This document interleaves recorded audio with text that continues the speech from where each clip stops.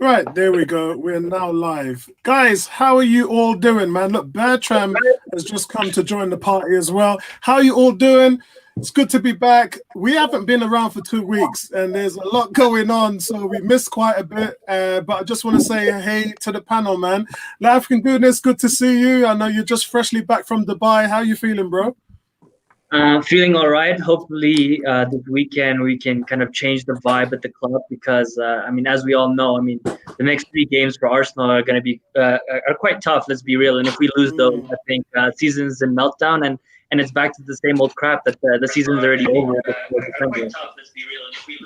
Yeah. Somebody's got their speaker on in the background. Yeah, that's it. It's all gone. Andy, how are you doing? Andy, you're part of that free game run for Arsenal, so I bet you can't wait to see if you can throw some more misery on Arsenal fans. How are you getting on, Andy? Yeah, I'm good. But I think we're going to see a lot about what Spurs are capable of this season over the next 7 games. Our run into Boxing Day is we've basically got all the top sides, one after the other. And so it's going to be a very interesting run to see. There's been a lot of people now saying, oh, we're title challengers, potential title challengers, and it's still very early days. I think we could be, but I still think we're short of the back. So I think it's a question of, can we stay in the picture till January and buy a centre half? Then I think we've got a chance. But a lot will depend on the next 7 games, I think, because I think we want to take 12 to 15 points from the next 7 games. If we can do that, then we'll be in with a shout. But if we end up with a couple of draws and 4 defeats, which could easily happen as well, then same old Spurs. So tomorrow will be interesting to see how we start the run. Yeah, because I kind of look at, when I was looking at my notes, I do make notes, guys, remember? When I was looking at some notes, I thought to myself, I was talking about Chelsea, and everything I was saying about Chelsea, I was like, but that's the same as Spurs. I'm looking at both of the teams.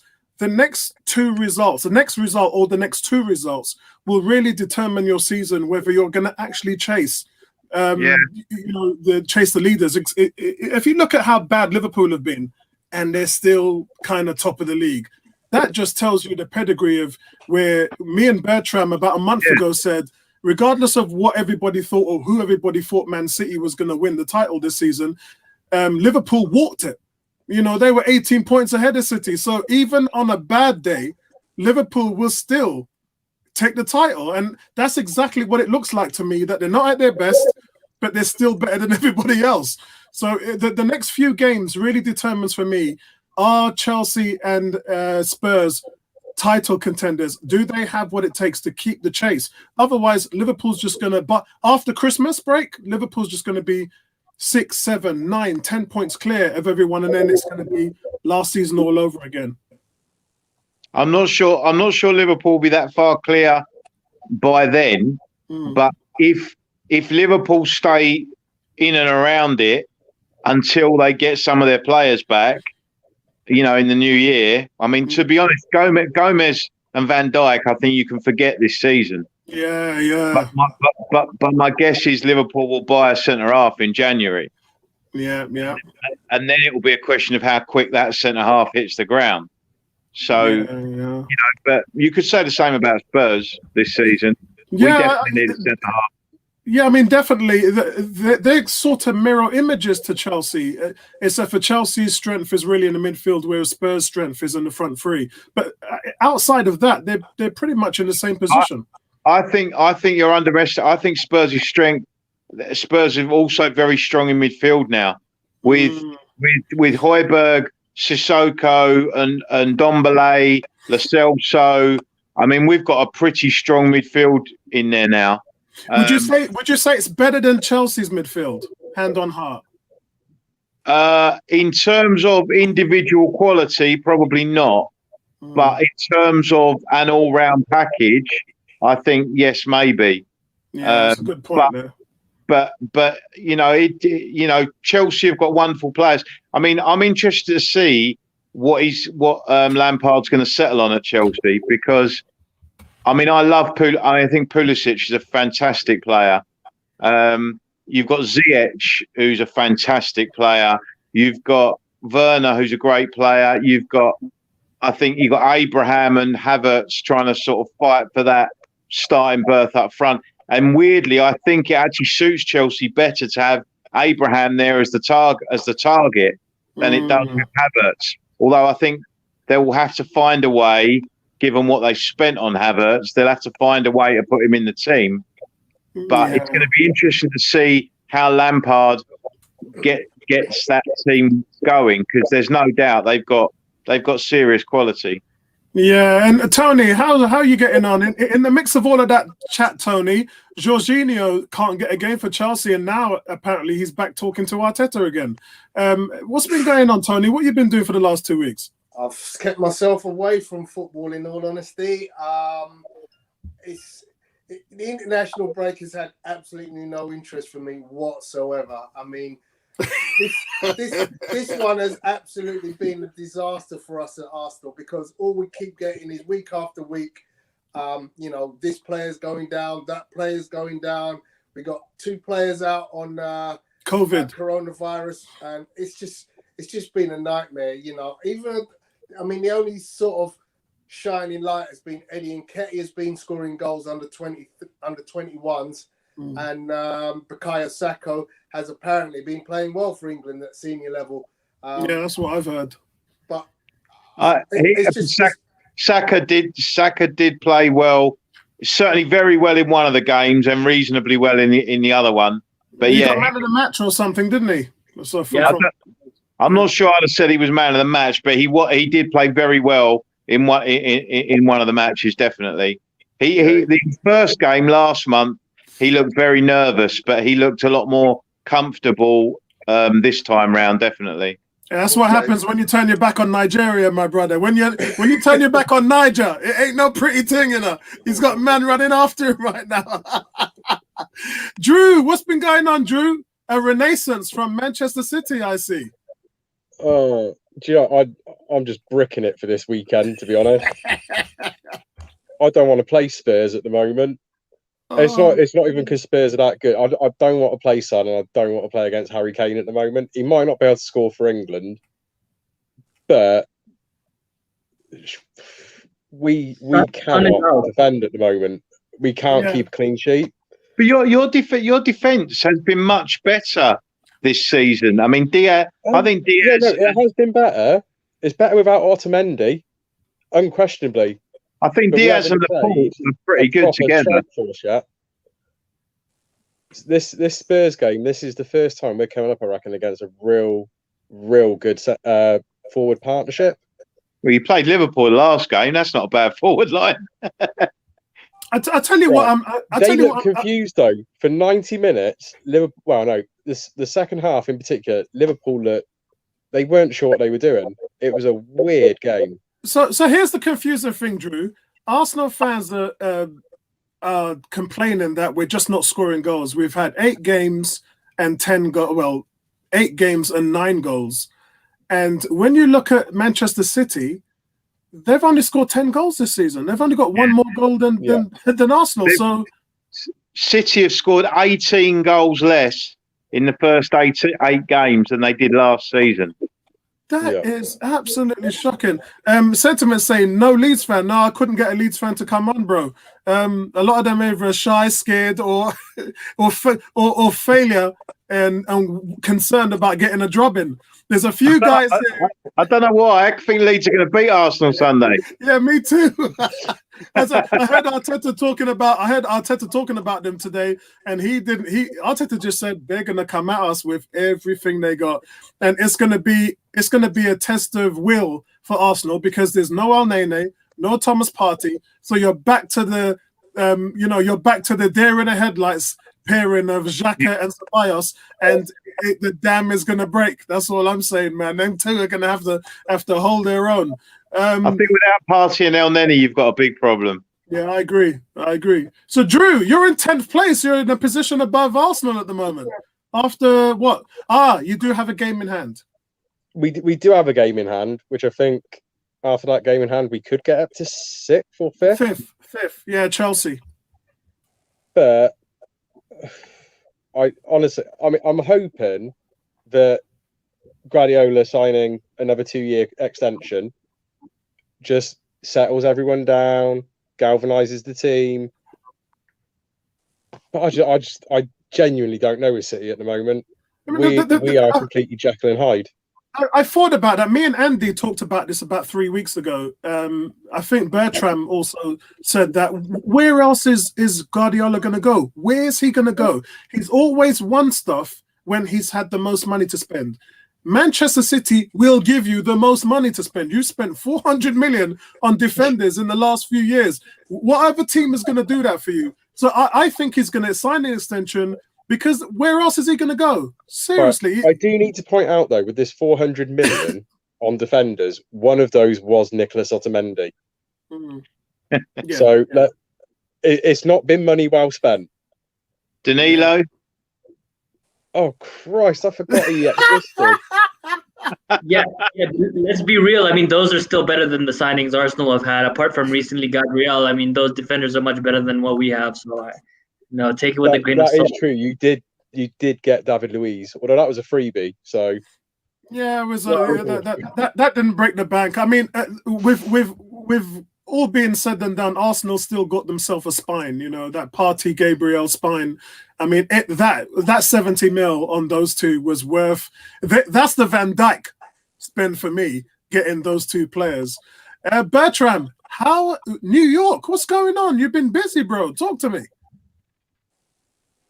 Well, we're like you, aren't we? We haven't locked down yet. You've locked down. We haven't gone to the lockdown stage yet. But the reason why we haven't locked down is because we have no plan. We have no plan. We have no leadership. So we just wing it. It's every man for himself or every woman for herself. So it's been an interesting situation. I looked at it. The president hasn't been in a COVID meeting for 5 months. But he has played golf. The president is whining about losing. He's there trying to. I'm not sure what he's trying to do. Frankly, he's just there. He's trying to overturn the election, which is not going to happen. So he's fighting a losing battle. Yeah. So, but no, it's been as everyone is saying, it's been international week. So no real football to talk about. Even though I did watch part of the English game with Grealish, and I think Grealish is an exception. They confirmed the Georgia recount this afternoon, didn't they? Yeah, they did. They did. Normally, recounts don't swing more than a few hundred votes or 1,000 votes. They found some votes that weren't in the previous batch, about a couple thousand. He's still lost by 12,000. He's lost Michigan by over 150. He's lost Pennsylvania by over 80. It's all over. Yeah. Go back to being prosecuted because you have a bunch of stuff that out there which you are afraid to go face even when you're not the president. New York is gonna pursue him, so we'll see what happens. Yeah, I think that they need to stop for the wealth of democracy itself, because what it seems like, because he lost it, sort sour grapes, and he's just trying to bring the whole system down now, and in doing so could break centuries of work that they put in building the democracy to where it is, and that's why it's dangerous. It's a dangerous game he's playing, but we're not going to go into that because we're here to talk about dangerous. I think the media is overhyping this. The military has said they don't get involved in politics. Most dictators need a military behind them to overthrow what's in place. If you don't have the military and the security forces, you can't do much. So it's the media is hyping this so they can pull people in to watch their program. I'm not buying into it. Yeah, I'm waiting for someone to do a Palpatine Order 66. Yeah, and then see what happens. But anyway, let's work through that. Guys, let's look at some of the games that we're going to play. Shall we skip these three? Nothing really on apart from the Villa game, but I would expect Villa to walk over that. I expect Wolves. Actually, I don't expect the Wolves. I expect Southampton to give them a good game. However, no Danny Ings, so I can't see them really getting a result there. Palace, easy result over Burnley there. Anybody wants to say anything about those before we skip to the Chelsea game? Yeah, I think Burnley will beat Palace. Really? Yeah, Burnley are going to beat Palace in honour of my brand new fiance. Burnley are beating Palace. Oh yes! Oh, guys, I want you to get your congratulations! I want you to get your hands together. Drew, pop the question. He didn't even tell me the fuzzy git. I had to go to your Facebook wall and I saw that you popped the question. And that's when just about 10 minutes before the show, I just said to him, I can't believe you popped the question. So congratulations, my and brother. Drew's off to a bad start because I think Pat's going to win. Yeah, I agree. I also think Palace is going to win. And Drew, this is off the Palace back are going to win, but for her, I'm going to say Burnley. And Drew, this is off the back of me last week celebrated my 25th wedding anniversary, and me and my wife couldn't even go down the road and get a bag of fish and chips because we were on lockdown. So anyway, we kind of had that. Then my wife had her birthday a few days ago, and we really enjoyed that. So we've had an okay week apart from me being ill. But outside of that, let's just move on to Newcastle, Chelsea. You guys, free to open up the floor here because we're just really talking about previewing some of the games now rather than going through results.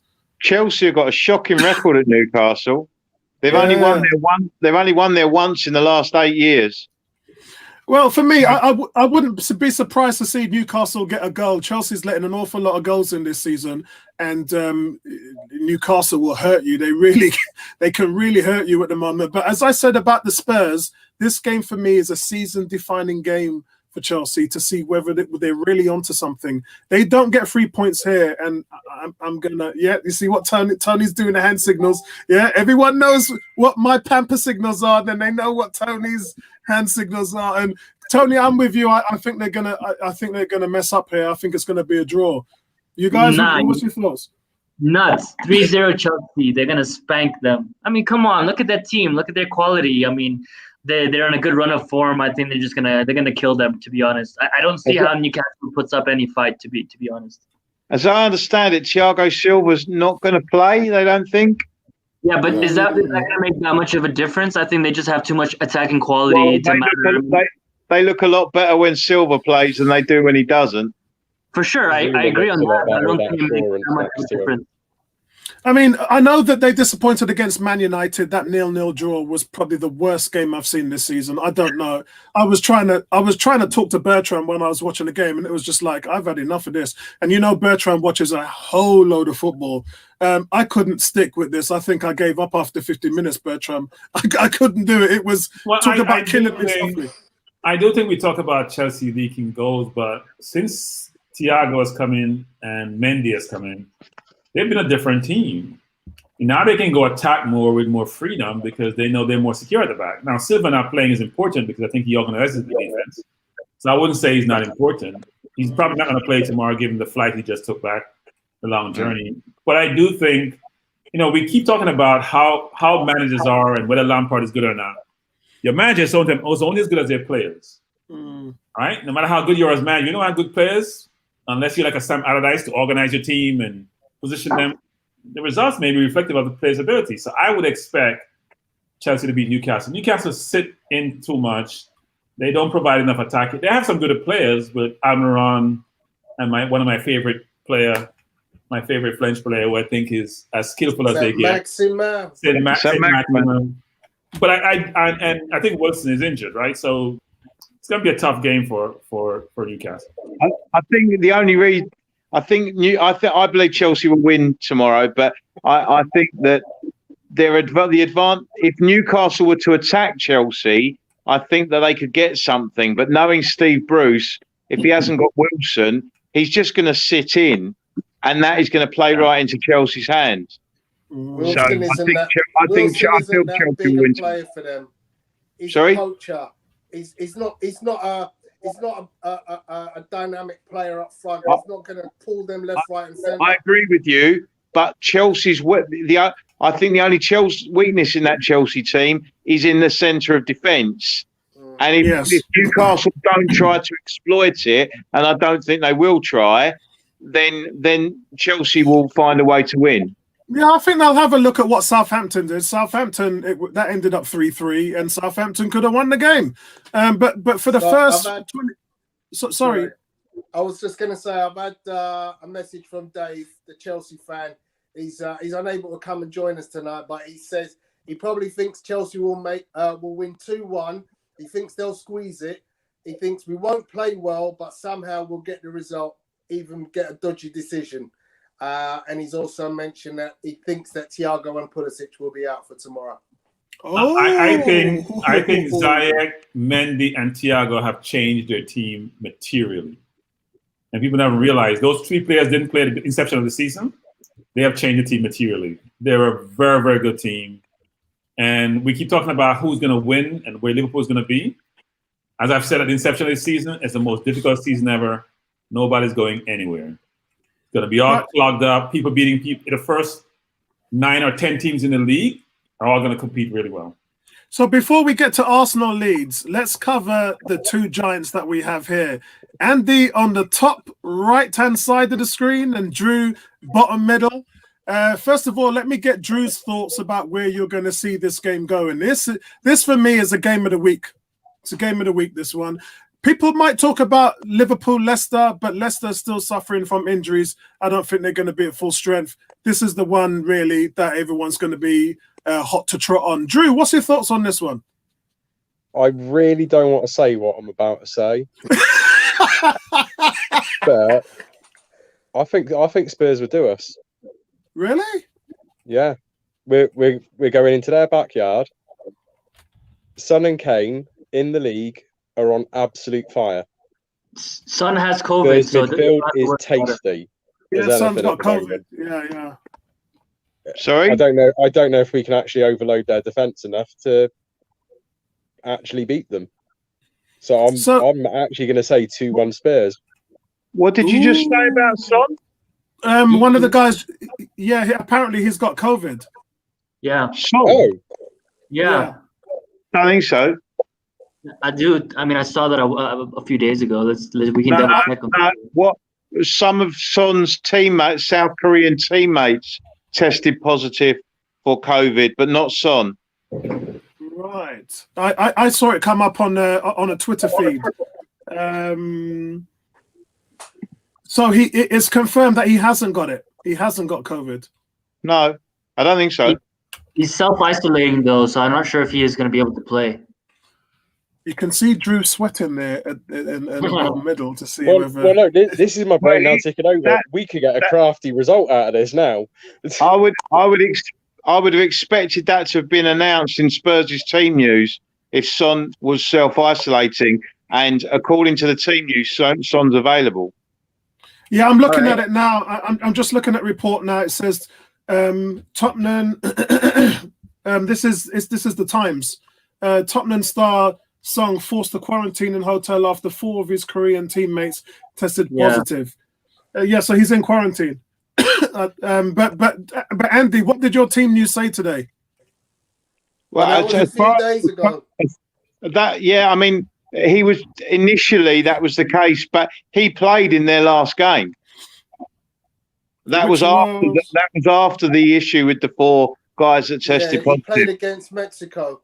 Okay, that's how did he play against Mexico when he's supposed to be? Because what they're saying is that there wasn't contact between. You see, this is where I think that the teams are getting a bit creative with the truth in a lot of these issues. With not just South Korea but all the nations. That they're saying that Son didn't come into personal contact with any of those 4, so therefore he was eligible or something. Yeah, I don't think that's. We had the same issue with Kieran Tierney. Oh, he was meant to be rooming with the guy, but somehow we got an exception. Yeah. So, I don't think it's smart. They're bending the rules to the ones they want to. Yeah, I don't think it's smart. I was talking to Colin today. For some reason, the Arsenal guys at London Coney have had a couple of days off, so I don't know what's going on there at the moment. Maybe a few of the players are isolating or have been isolating last week for the same reason. But it isn't smart when you see what some of these countries are doing, because our players are in a bubble over here and they're well looked after, they're tested regularly, and as soon as they go on international break, what do you hear? This last international break was a complete nonsense. Absolutely. There's no way they should have been putting all those people into danger for the last international break. Totally agree. So many of them. I mean, we've lost Matt Doherty has got coronavirus, so he's not available tomorrow. So I guess Aurier will play it right back, which is a little bit of a worry. And that's silly considering you just went out and bought the player in the summer. Yeah. Well, I mean, you get COVID, but he's the only one that I'm certain is not available tomorrow. I think Lamella's unavailable as well, and Lascelles. So they're not sure how he's returning from Argentina, so they're not sure whether or not he is going to be fit enough to return, but they're hoping he will be. So Drew's gone for 2-1 to Spurs. Who do you think is going to take this one? I think it's funny how all the big clubs at the moment, the fans want to play down their team's chances because you don't want to end up with egg on your face. I honestly believe genuinely we could spank them, they could spank us, because they've got the players that could destroy us if they all turned up on the day and we weren't at it. They could beat us. My instincts suggest we might get a narrow victory tomorrow, given that City haven't yet been on fire. But if City click, they've got the players to destroy us if they want to. So it wouldn't shock me if City won tomorrow. So that's a question for you here, Andy. Sentiment said, if Doherty's got it now, how has Bale not got it? Well, it was quite funny because I've seen on Twitter a picture of Doherty and Bale, fist pumping and sort of like hugging each other at the end of the game, right? But they're saying that Bale didn't have to quarantine, and this is what I'm saying is it's nonsense. The way they're doing it, it's all nonsense. And in this case, we might be benefiting from it, but there's plenty of other teams that have also bent the rules to get away with it as well. So it's silly. I mean, when you consider it's Son's in the same training bubble as his teammates, and Doherty has played against Bale for 90 minutes or whatever it is the other night. How are they not considered at risk? It's a nonsense. But I'm not going to complain because I want them there tomorrow. But I mean, it's a nonsense rule at the moment. Yeah, it's a bit difficult because when you think about it, you're supposed to. This incubation period is up to 12 days. So if you've been around for 2 or 3 days, you might not have COVID until another week. So this is the reason why the world is where the world is at the moment, guys. One rule for one and one rule for the other. It's ridiculous. So guys, let's move on now to Arsenal Leeds. What's your thoughts on this one, African Guna?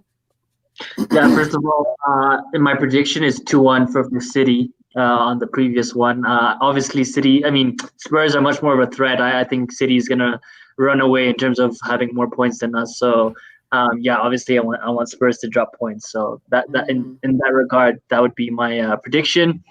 In terms of the Leeds versus Arsenal, no Thomas Partey again, right? Which is a huge bummer. We saw what happened in the last game. As soon as he came off, it got game over for us because we have no one who can drive in the midfield, no one who can, make something happen out of nothing. People keep saying, Pepe gets double teamed and stuff. Come on, he might get double teamed, but he dribbles himself out of play most of the time and dispossesses himself, quite often. So I see this as a 2-2, a draw. I'm not going to say that we're going to win, but at the same time, I wouldn't be surprised if we lose. We really don't have any quality in our team, except if we put Aubameyang up top and we play Pepe on the wings and we try to get in behind them and play long balls over the top with David Luiz being our creator, as we seem to have only one plan. So not super excited. 2-2. I see in the next 3 games, if we keep dropping points, the season is pretty much over for us. Before December, we're going to be playing catch up. Yeah, come on, Tony. Let's be real, right? If we lose the next 3 games against Spurs, Wolves, and Leeds, we're pretty much in the relegation battle or at the bottom half of the table by December, right? And we already are. We're 11th. We're already in the bottom half of the table. Well, more like worse than 11th. I'm talking about 17th, 16th, like places that Arsenal. You're one win from 5th or 6th, so it could go either way. But that's my point, right? If we lose this game specifically, I don't see us picking up against Wolves or Tottenham in the next 2 games. I think we're a wounded animal right now, and Leeds is not the team you want to play against when they're gonna, they're not gonna come for us. They're definitely gonna be coming. But hang on, if we lose to Leeds and we get the players back for Wolves, surely that means we have a better chance against Wolves. 100%, but I think Wolves is a better team, and not only that, I mean, it needs consistency, right? All the top teams. I actually think Leeds is a better team than Wolves at the moment. So you're saying if we beat Leeds tomorrow, we got a chance against Wolves, but we'll have better players against Wolves. No, I don't think it has to do with better players. I think regardless, even if we had the players, I think we would still struggle, as we've been struggling with those players anyways. I just think that in terms of against Wolves, regardless of if they're coming back or not, we don't have consistency in our team. I mean, most of the players are not on form, right? So for me, I just don't see magic happening, right? We don't have that player to create that magic. So, where's this lift going to come from and positivity going to come from? I don't see it coming from anywhere apart from Aubameyang and look at what he's been doing in the last few games. Let's be real, right? I have to totally agree, because I'm looking at the fact that your red wall of El Nene and Partey is not there. Yeah. Secondly, your left-sided players in Kieran Tierney played 300 minutes for Scotland. Saka played 200 minutes for England. So between those two, So between those two young players, they've played a combined 500 minutes on international duty. That is not what you want when you're coming into a team like Leeds, who are going to run you off the park. So, and another thing is, will they even be ready to play? Because they've played so much in the international break, will they be even ready on Sunday? And then look, we can't score. So, and Leeds are putting up 2-3 goals a game for fun. I don't see there's a way we win this. They've lost their last 2 games 4-1 to Palace and Leicester. Yeah, but it's Arsenal. You can lose the last 10 games and then you play Arsenal and you win 3-0. Guys, you guys are Arsenal fans. The run will end. The Yes. run will end. You've got to look at this and say, listen, everybody's run of good games ends. Everybody's run of bad games ends. We've had a run of bad games. It will end. So it could end at Leeds tomorrow, or it could end at Wolves next week. See, I thought it was going to end. I thought it was going to end at Villa, but you know what he did? They put the same players like Willian, who had been letting us down, back in the team, and Lacazette. And you know what? I wouldn't surprise me against Leeds if he puts Lacazette and Willian straight back into the team. That would you just can't do that, man. You just cannot do that. But so we keep talking about Apollo. I've heard that they're not sure about William playing on Sunday. Sorry? He's quarantining, right? Because he went to Dubai. I don't know why or what happened, but he got caught going to Dubai, and I think now he has to quarantine. Yeah, he's not quarantined at all because there's no need for him to quarantine. Why not? I'm pretty sure he has to. But I mean technically. He could be forced out because of his behaviour. My point is, in a week's time, we have a number of players coming back. So I'm not pretty hopeful about the game tomorrow. But I think come next week, with the return of El Neni, with the return of Partey, with people like Saka and Tierney having had a rest, that we could be fielding a completely different type of animal against Wolves. I agree. So you put Partey and El Neni. Don't have any animals. You put Partey and El Neni, and then you're a different team. Well, sorry, Andy, we're playing with that team, and that hasn't been much. Hold on, guys. So I think we are focused on the wrong things, actually. So our problem is not midfield and defense. We have people who can't score goals. We scored 50-something goals last season. They scored 9 or 10 goals this season. We cannot score goals. You can't win games without scoring goals. You can only draw if you don't score. We don't have scorers. We have it's not changing. We have a very expensive forward line who can't score goals because they can't create for themselves. Yeah, we keep going around we keep going in circles. No, they are not scoring goals. Stop saying that. Yeah, they can. They're not. Are you saying that they're not scoring goals because of the forwards themselves, or because the team isn't playing well enough It's the to forwards. create Because the the forward chances? line is not good enough. It's the forwards. But Bertrand, we know that the problem with where we're talking about the midfield is by putting Ceballos and Xhaka back in midfield, you've now got another problem you've got to deal with. So yes, we know we're not scoring goals on the top end. We get it. But now you've taken El Nene and Partey out. Now we have to go back and worry about that bit too. We didn't have Partey last season.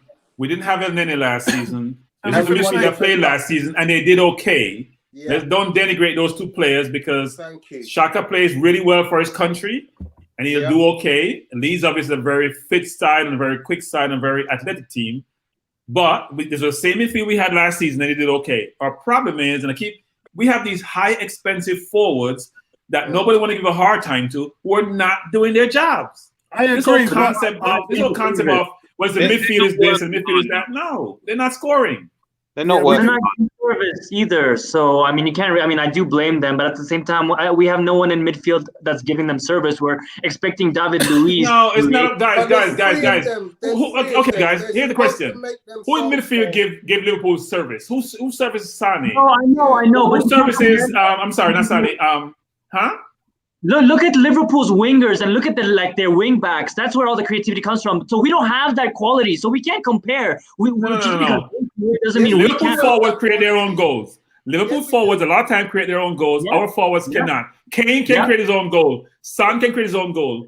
Bale can create his own goal. We don't. Agreed, Guys, but it's both, right? It's and the midfield. Yeah, we're missing the point, guys. We're not talking about the strikers because we've done that for weeks and we know they can't score. We're talking about the midfield and missing their two stallions. I'm fine with the midfield. I am not fine with the midfield. That midfield. Fine with the midfield. Yeah, Okay, you said let's the midfield is okay. They finished 8th last season. No. Because we couldn't score goals. Guys, Liverpool scored twice as much goals as us last year. City and Liverpool scored twice as much goals as us. We don't score goals. We have the highest price forward line in the league, and we can't score. Yeah, it's simple. Listen, we won't be able to defend tomorrow either. How many goals have we give up this season? If this midfield comes in, take out the 3 from Liverpool. How many goals have we give up this season? And we're still in 10th place. It says it all. No, we don't disagree with you, but I mean, we need someone in midfield that can transition that ball. We don't have a player that can pull things and make things happen, that can dribble, on a corner, get the ball, turn like Fernandes, dribble 3 players, and make that pass. What's the point if the striker doesn't convert the chance that you create? Exactly. I agree. But then how many chances have they really had? Let's be honest. How many chances have our strikers really had? I mean, we barely get 1 or 2 chances a game. Every game, Lacazette misses 2 sitters. Every game. Guys, think about it this way. Think about Villa, for example. I agree Barkley's playing well. But how many midfielders they have creating goals? Isn't it come from Grealish? Isn't it come from Watkins? Where is the creativity in Villa's midfield that's so dominating to allow them to score all these goals? Our wingers and our centre forward should be creating their own goals and creating for each other. They do not. Well, Villa have got creative midfield. They've got Douglas Luiz, John McGinn. No, he's playing centre midfield. He's not creating Barkley, Grealish. There's plenty of creativity there. Well, because Grealish, we think of Grealish to be a winger, not necessarily a traditional midfield. Because what we think about here is Xhaka, it's Ceballos, it's Willock, it's Partey. Well, Ceballos is creative enough. He is. No, he's not. He's just not playing forward enough. He's creative. Ceballos is a good player, Tony. No, Andy. Andy, you don't really see the stats. He looks good on the ball, but he actually creatively he's very poor. Well, if you look at his chances created in the final third, it's very few per game. Yeah, I think that depends. If you've got forwards that aren't converting your chances, that doesn't necessarily mean it's your fault. The difference is, Andy, he's not creating those one-on-one opportunities. Maybe, but he hasn't had a consistent run this season, has he? No, because that's a good point. He's just not performing. I saw Ceballos play some very, very good games last season. He's a good player. He's a good player, Andy. He's a very good player. He's just hamstrung by the fact that Arsenal can't get the ball into the right areas for his style of play at the moment. The thing is, he's like Guardiola when Guardiola used to play, or Arteta himself. Hell of a brilliant deep lying midfielder, spray the ball about. But Arsenal aren't able to get into the positions that actually benefit from the Ceballos style of play, which I can't blame him for it. I think what hurts the situation, Drew, is when you have players who are not playing well, and you bring other players on to give the team a boost. Those players like Ceballos, we can talk about Pepe, a lot of players who come on the field who are not starting, and the team needs a boost. They're not giving the team a boost. So you're back to the same players who are not really playing well. They're confidence kind of players. If your team is playing well, they will be exceptional in a good team. But they're not the kind of players you're going to rely on when the team itself isn't playing very well. Yeah, I think it's going to be Leeds. We have players who are one-dimensional. And in today's environment, in today's league, you need to be multifaceted, a lot of different attributes. Aubameyang can only score goals. That's all he does. Lacazette, athletically challenged, can't be the player to save his life, can't get behind the defense. Pepe turns the ball over too much and stop the ball too much, and William is lost. That's your four forwards. That's why you struggle. I think the good thing about the good thing, playing devil's advocate, is at some point William's going to switch on. At some point, I thought it was a couple of weeks back, but he still hasn't switched on. The second point is that Pepe has been scoring every game he's been playing, but Pepe has only started 1 out of the last 8 Premiership games, and that's the problem. He ain't playing. He's not back till Christmas. He's in full training. Yeah, he's not back. Yeah, he's not going to be ready for another month at least. He's in full training. He'll be back. I know he is. Yeah. He's back in training, but his fitness levels are not game ready yet, so he's not going to be back till Christmas. He doesn't need to be game ready. He just needs to come on the last 10 minutes. He does, but that's what Arteta says. So we're not going to see him until Christmas. We're not going to see him until Christmas. I know people keep Pepe to play, and I like Pepe. Pepe turned the ball over 15 times against a pub team in the first half of the game. 15 times against a pub team in the first half. That's why the managers, Emery couldn't trust him, and Arteta can't trust him. He got brilliant skills, but he keep giving the ball away. Yeah, I think what they got to think about is what he did in the second half when he got an assist and a goal. I think that because at the moment they're not getting assists from anybody and they're not getting goals from anybody. So you've got to say to hell with that. I don't care if he doesn't do this or he takes the first half, goes missing or whatever. He's got to change it because if he doesn't, we saw what happened against Villa when he didn't change it. He went in with the same tired formula and the same result happened. So. But you guys keep telling me how brilliant Arteta is. I keep hearing how great he is, and I'm not seeing it. I have an interesting question for you, Bertram. Bearing in mind how much lack of creativity we have, we're going to ask, we're going to go back on this question, but would you put Lazy back in? At this point, I'll put anybody back in. Yes, I would put Lazy back in, yes. Because you know what? He can't do any worse. Yeah, for real. I think I would play Willock. I am a big Willock fan, as you know. I would play Willock because you know what I know? People say, well, Willock misses goals. But he gets in position to score goals. He deserves to play. He gets in position to score goals. Ozil, he's always in the box. They lost 1-0. They lost 1-0 to Leicester City, and Ozil put last year's game on. The year before he put the game on where we beat Leicester City 3-1, and he had a goal and 2 assists, and it was just quality. It was such a quality gesture.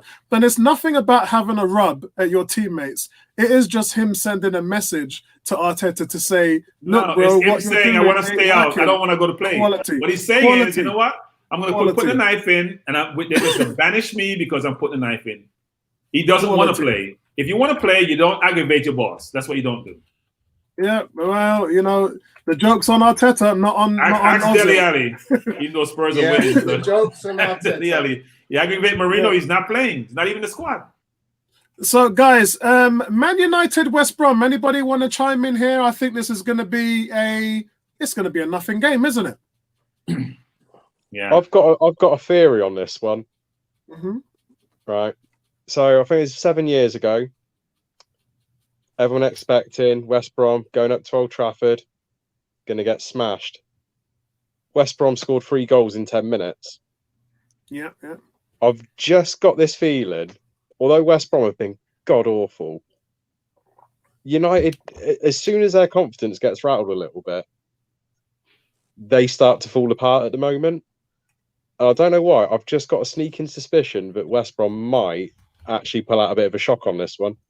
The only Partly problem because is they can't be as bad as what they have been. Yeah, go on, Andy. The only problem I find with it, I mean, Man United could be vulnerable. I think the problem what you've got with West Brom is at the moment they just don't look like scoring. I mean, if they had someone could have finished, they would have beaten Spurs in the last game. They just don't have anyone they don't have anyone to finish. Spurs were poor at West Brom, but we nicked a 1-0 win, which was great for us. But if West Brom had someone who could put the ball in the net, they would have won that game. I mean, when you look at it, the bottom 3 teams in the league are there because they're not scoring goals. Sheffield's got 4 goals in 8 games. They're averaging 1 goal every 2 games. Burnley's got 3 goals. It's even worse. And West Bromwich has got 6 goals. Yeah, so and 3 of them were against Chelsea. Exactly. So these guys are just not scoring goals. They're just not scoring. God, that sounds like Arsenal, doesn't it? That's not good. That's not good. The 3 goals worse off than Arsenal. Exactly. The African Gunner said his computer died. He said he was saying that we barely have any chances for our finishers in the first place. Yeah, it's a chicken and egg, isn't it? We're not creating enough chances, and when we get the chances, we're not putting them away. So yeah, look, I'd love to see Ozil back for him to just do his thing. And look, I remember when just before we went into lockdown and Arteta just became manager, and we had that game where we draw at Goodison Park and we were playing Everton, and it was a draw, Freddie Ljungberg's last game. And Ozil put 3 chances on a plate, 2 of them to Lacazette on the 6-yard line, and Lacazette bumbled with the ball at his feet. And I was just thinking, had that been another team and the ball had gone in the back of the net, that would have been 2 assists for Ozil. But he's just not getting these assists because you've got a bonehead striker in front of him, and nobody ever thinks about those chances missed.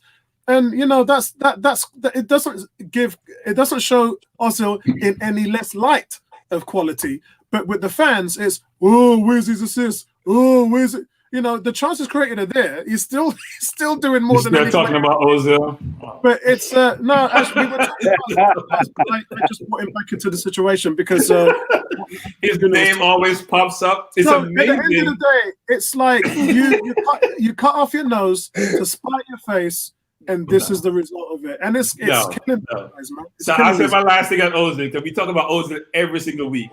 When Ozil doesn't play, he's missed. When he plays, he's not missed. It's amazing how that works, actually. It's amazing. Yeah, it doesn't work like that we're like, me, but where was he? Was he in the game? There's a reason why Talk Sports keep asking the question.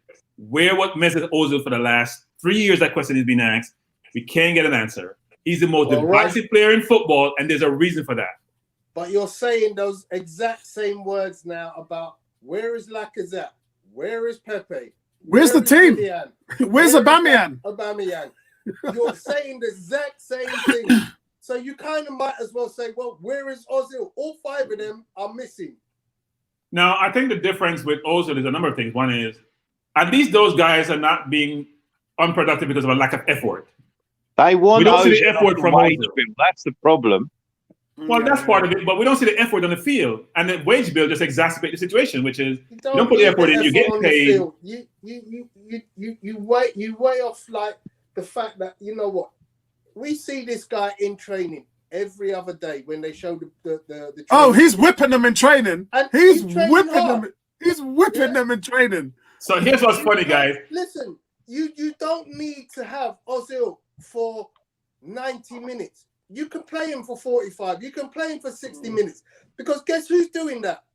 Some guy called Lacazette, who's on 200 grand a week. He's getting paid. And he's turning up for 60 minutes of a game and doing jack all. Doing nothing. So But listen, guys, sorry, Bertram, you came in. I was just making a statement. We weren't actually talking about Ozil. We were talking about Man United. His name came up. Like it normally does. His name came up in relation to what we were talking about with Man United and West Brom. But I digress. I think that United might slip up here. I think Drew might be onto something. What prediction did I give this one? Let me just check. I'm predicting Man United win 2-0. Man United is going to be slipping the ball in their goals. That's what they're going to be doing. They're not slipping up in this game. I can see a comfortable United victory. Yeah. I said 2-1 United. I agree with Andy. I think it's a comfortable United victory. I think a 3-0 plus. I think. Yeah.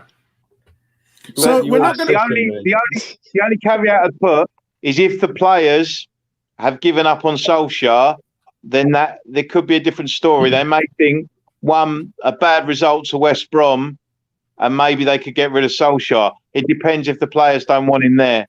But if they're still fighting for him, they did well at Everton. So if they're still up for it, then I suspect United will win comfortably. I can say one thing, Andy. There's one man who's kept Gunnar Solskjaer in a job, and his name is Bruno Fernandes. If it wasn't for him, I truly believe that Ollie would be already sacked.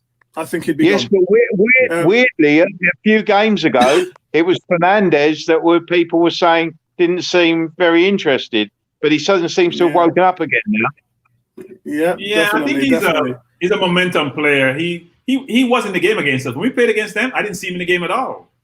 He was like totally out. He was doing an Ozil in that game. Oh, do you remember? Yeah, when we did live match commentary, we were talking about it. We were saying, has he actually touched the ball this half? Yeah, he wasn't in the game. Yeah, totally disinterested. Mind you, they was playing against El Nene. So, guys, let's move on to. We're not actually going to talk about Fulham Everton, are we? Because that's a bounce back game for Everton. Everton have had a tough time losing 3 games in a row. Well, 3. Everton have got Richarlison back and make all the difference. Yeah. So they should be able to bounce back. Calvin Lewin and James Rodriguez should have a good outing against this lot. Anybody want to chime in before we move to Liverpool, Leicester? Everton win all the way. Yeah. That's all the way. That one. Easy Everton win, I think. So if we said Spurs and Chelsea was the best game on this weekend, then this has to be number 2. What a tasty game. But Everton, Leicester are getting 2 or 3 players back this week from injury. Yeah, Ricardo's coming back. We think is a brilliant right back. So, Andy, can you tell me which one of these 2 teams are top of the league? Leicester's top. You gotta love it, guys. Look, Leicester already took Man City to the sword, didn't they, Drew? So, if they score 6 on Sunday, I don't give a toss how many they put past City. To be honest. Unbelievable, guys. Leicester's got a chance there. Yeah, for sure. I think Leicester win. With Liverpool missing Gomez and Van Dijk, this is an opportunity for Leicester. And Henderson. Wow. So this is definitely an opportunity for Leicester like they'll never see again. So, I think this is a dangerous game. I think Leicester. I'm going to go with Leicester. Yeah, Liverpool missing a lot. They're missing Salah. They're missing their right back. They're missing Henderson. They're missing their 2 center. But they still have quality. I think Thiago is back, isn't he? They're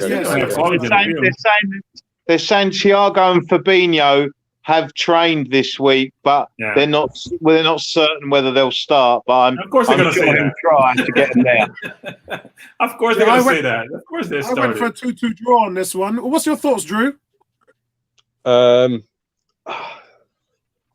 This is a tough one because I genuinely think Leicester are going to win,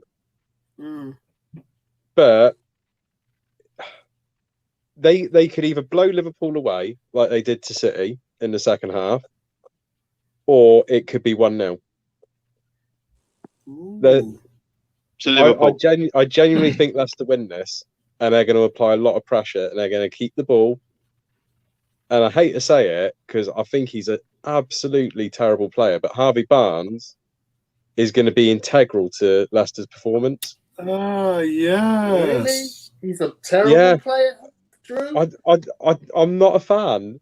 The thing is, though, his link-up play to Vardy, it's essential to the way Leicester play at the moment. Is he any worse than Jordan Henderson? No, No, he's a Wolby. Where said Jordan Henderson? He's a Wolby, actually.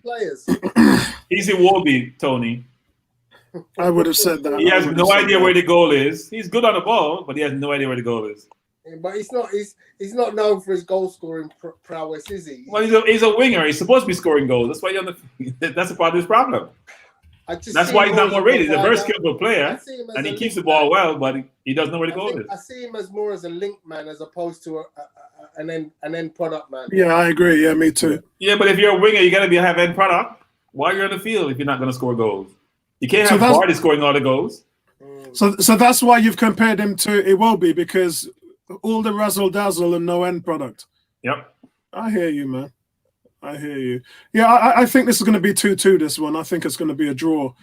It could go either way, but I don't think Leicester's going to win this game. I think Leicester won the league, what was it, four or so years ago?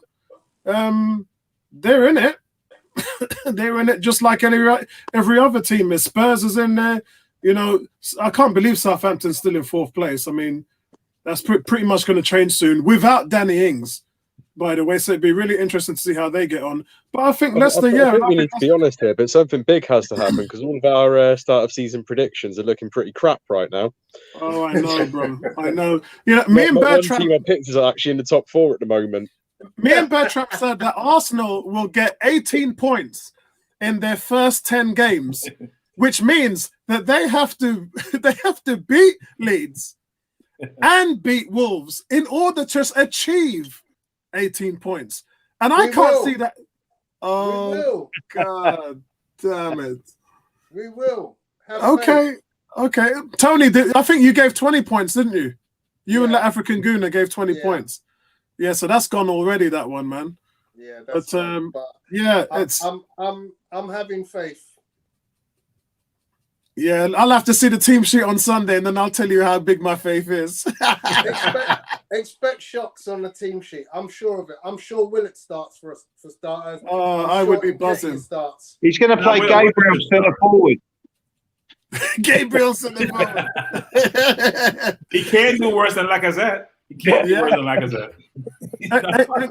And guys, our last game today is Sheffield West Ham. I think that West Ham are coming alive. You guys know all season I've been a believer of West Ham, and I think although they've got limited striking options, Parbo Fornells, I've been waiting for him to come alive, and he certainly looks deadly when he's on the ball.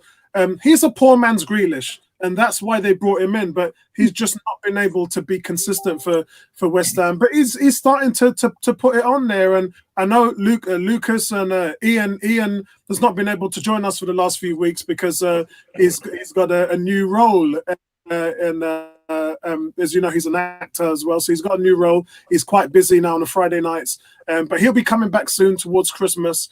And so I think that where's West Ham at 12th in the table, just behind Arsenal, 1 point less than Arsenal, and they've scored 14 goals as well. So West Ham are definitely scoring goals. The defense is not too bad as well. This is a good rounded team, and I think their first 8 games was very, very, very difficult. I mean, they were playing the best of the best, and look where they are now. So they're going into a more winnable run. So I think West Ham's going to take this one. What's your guys' thoughts on this one before we go? Sheffield United. Ooh. So Sheffield United. I just think that Sheffield United and Burnley are in a false position, and I think that they're going to have to start picking up points soon to have any chance of getting out of where they are, because there's already quite a big gap between the bottom 5 and the rest. Oh my God, there is, yeah.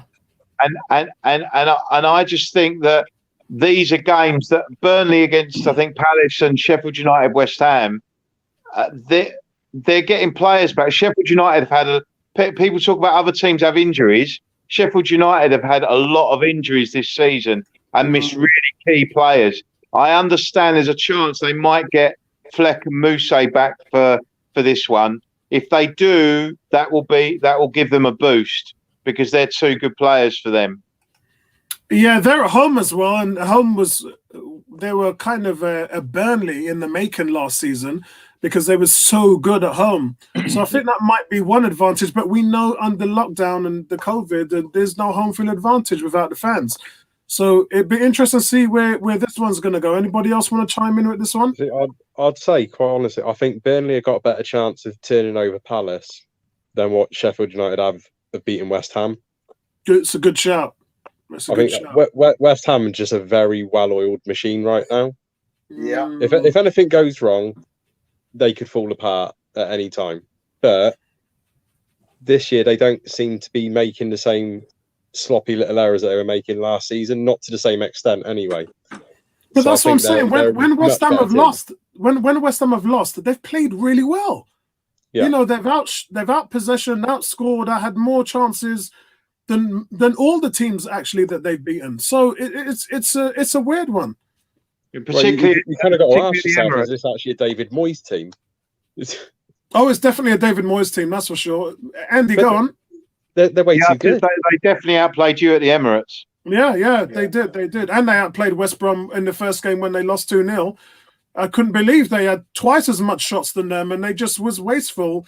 And I remember Ian's face looking down, and I said to him, "Bro, when a team plays this well, don't throw them in the bin just yet." And they have really turned up this season, and they've looked really good. They gave Liverpool a hell of a game as well. Bertrand, what's your thoughts on that? Let's not forget that West Ham's late rally at Spurs is the only reason Spurs aren't top.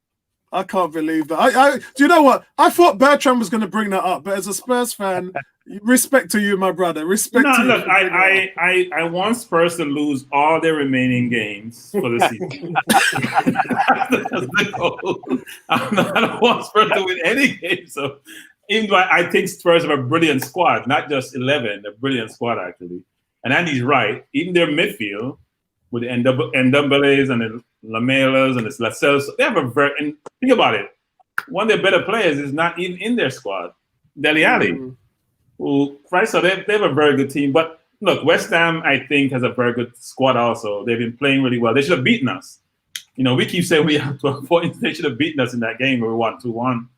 So I would expect them to turn Sheffield over. I wasn't impressed with Sheffield United. I don't think Brewster has hit the ground running. I was a little bit surprised that he has contributed more, even though, look, he's still young. But I think they're going to be challenged. West Ham is a very balanced team, actually.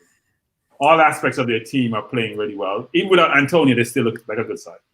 Yeah, Antonio is too rugged for their centre backs, in my opinion. I think he's a big boy. Enjoys them. He runs through people like what's his name, Derek Henry. he is like Derek Henry. Yeah. At the Titans. He's literally just a wrecking machine. Who's Derek Henry? That says it all. No, hold on, Andy. Have you heard of a person called Herschel Walker? No. Okay. Oh God. That says it all then. That says it all. You ain't heard of Herschel Walker? Who's Herschel Walker? He doesn't follow American football. No, no. There's only one football in the world, and we play it. I have absolutely zero interest in gridiron. Mad, absolute mad. All right, so guys, so listen, that's it. Absolutely, bro. Absolutely. Guys, that's it from us. That's it from us this week. Tony, closing comments from you, mate. For all the Gooner fans listening in, keep your confidence up. I'm predicting a shock win tomorrow on Sunday against Leeds. I know I'm just being typical Arsenal, but I am predicting a shock win. I am setting myself up for heartbreak, but that's the story of being an Arsenal fan.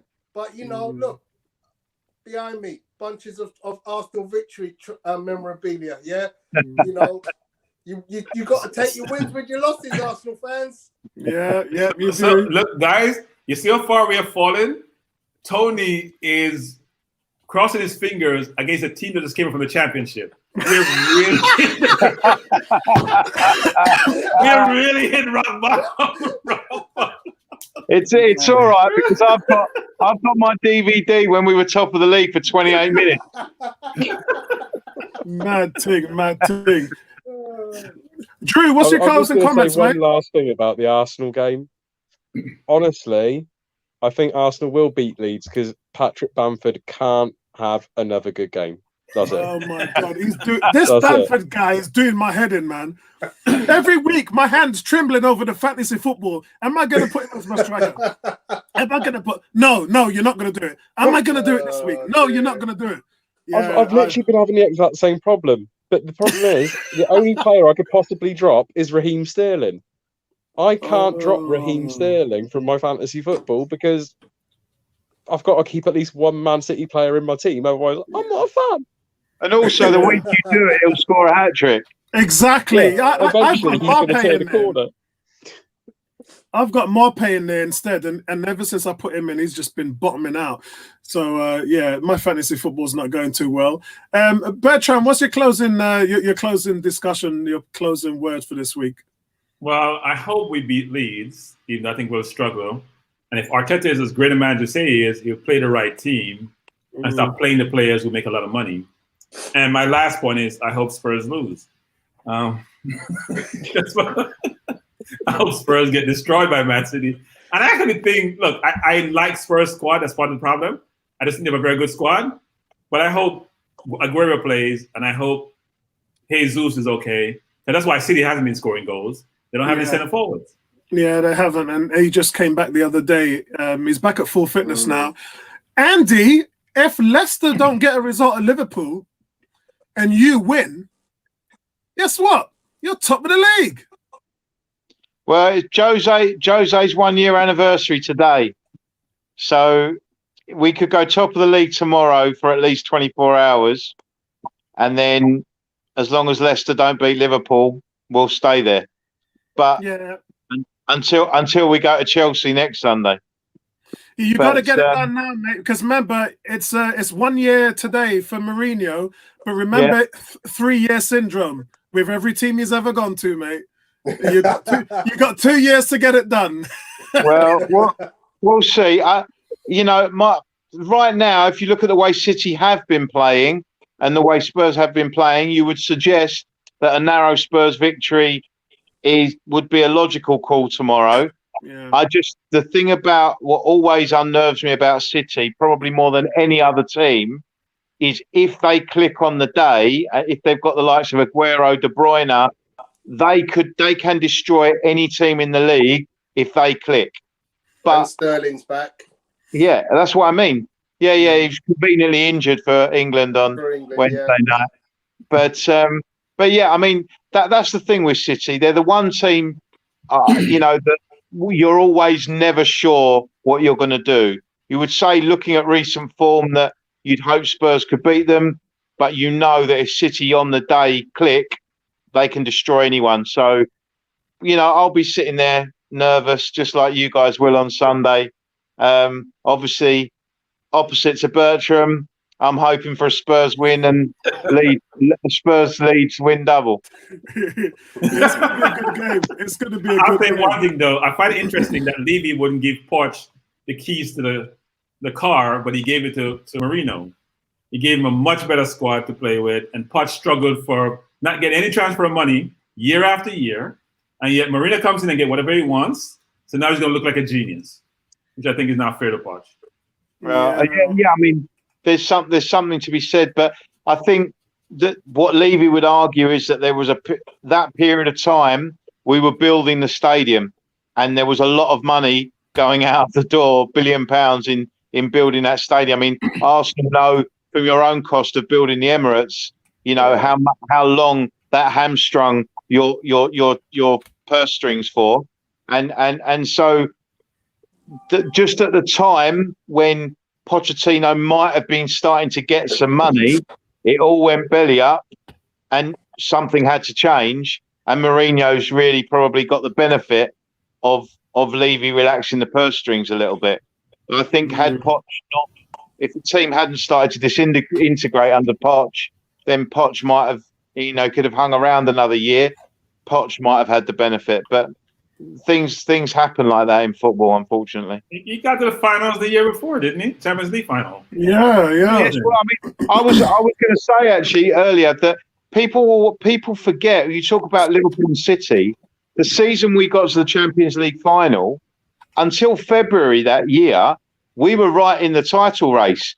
Us, Liverpool and City, were within 5 points of each other in February after 26 games. What happened is we had 60 points after 26 games. We were only a couple of points behind Liverpool and City at that point. But then we collapsed. The last 12 games, we completely disintegrated, and everything went into the Champions League run. And the league, we just completely disintegrated. But in the February of that year, not only were we doing well in the Champions League, but we were bang there in the league. It was a three-way title race. And then wasn't Kane injured? Wasn't Kane injured during that period? I thought Kane was. Yeah, that's when Kane got injured. Kane got injured, and we collapsed. Yeah, that's what happened. Yeah, that's what happened. All right, guys. Within 6 months, Poch was gone. Yeah. All right, guys. So I'm going to get some medicine. You can hear me coughing all the way through the bloody thing, I tell you. So we're going to be back for Sunday's live. Hopefully, I'll be better by then. Live match commentary with Arsenal Leeds, and we'll also dip into the. Actually, Bertram, we might do that one as well if we've got the time. If Formula One is not on, we might chime into the Spurs City game as well and have a look at that one. I thought you were going to say the Redskins. I was going to say, why bother? But okay. No, hey, I got to do my thing, man. I got to do my skins on a Sunday. Will I get to see this guy, Herschel Walker? No, he's probably... He's at the White House. He's he's a Republican, right? He's a heavy he's a Trump supporter. Yeah. At the White House. Probably helping him count some votes. All right, guys. That's it for this week, man. No problem, man. Cheers. Cheers. Thanks for everybody in the panel, and I'll see you on Sunday when we are live against Leeds. Have a good one. See you guys later. Nice one. Bye, guys.